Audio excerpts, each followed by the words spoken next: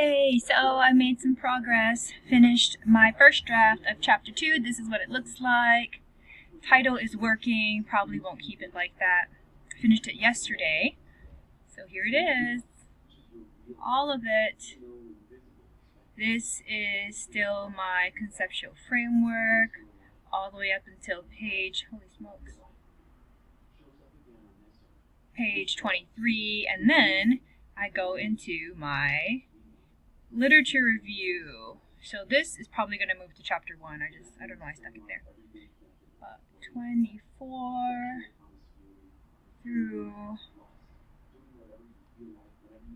all the way 24 through 37.